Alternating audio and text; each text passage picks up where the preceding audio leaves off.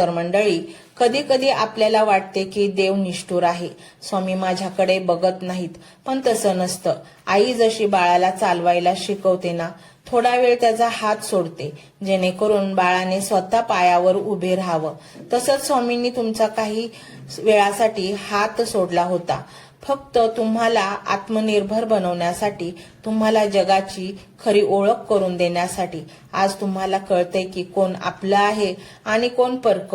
हा धडा शिकवण्यासाठीच ती वेळ आली होती. पण तुम्ही पडला नाहीत, तुम्ही डगमगला नाहीत, तुम्ही श्रद्धा सोडली नाही. आणि म्हणूनच स्वामी या मंत्र रूपाने तुमच्या समोर आले आहेत, तुम्हाला कडेवर घेण्यासाठी.